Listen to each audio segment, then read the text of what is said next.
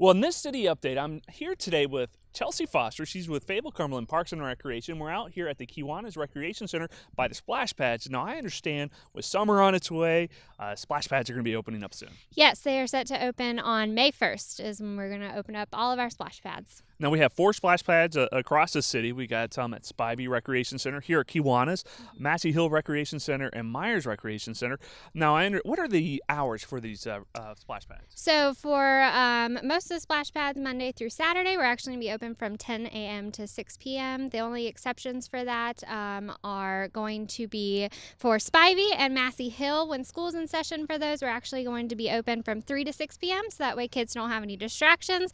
They're not tempted to go to the pool instead of going to school. And on Sunday, we are going to be open from 2 p.m. to 6 p.m. Excellent. Now, when school is out for the summer, then the Spivey Recreation Center and the Massey Hill will be back to regular hours like all the other splash pads. Yes, that'll resume regular hours when school is out for the summer officially. Now, in addition to the 4 splash pads we have now, I understand there's 5 others that are currently under construction. There are 5 others that are coming to the community. They are a little bit further out in the county, so hopefully more people will be able to enjoy them. They're going to be over at Eastover Community Park, Godwin Town Park, Linden Town Park, Wade Community Park, as well as Grays Creek Community. So we're really excited for those. Now, these splash pads, doesn't take too long for them to be built, so you could probably expect something by the end of summer to be opening up. Now, in addition to the splash pads, we also have 3 pools that are currently open across the city. When are the pools opening up to the public? We are opening those after Memorial Day, so officially on the 29th. We're really excited for those too.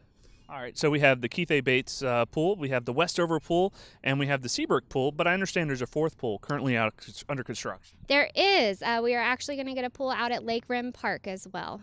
Excellent. And so what are going to be the hours for the pools? So daily, those are going to be 8:30 a.m. to 6 p.m. As well. When school is in session, we're going to do that 3 p.m. to 6 p.m. as well when we still have school.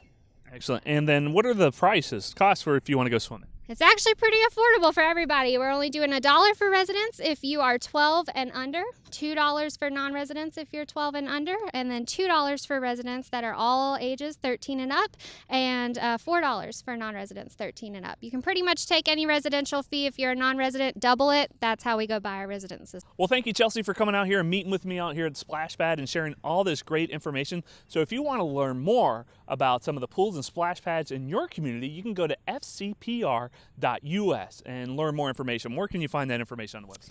It's actually really simple. We just got a renovation of our website. So up at the top, we have all these different tabs. There should be an aquatics tab up top. You just click that and it'll pull up all of the information on every splash pad, every pool that we have, including all the info we just went over, prices, hours, all of that.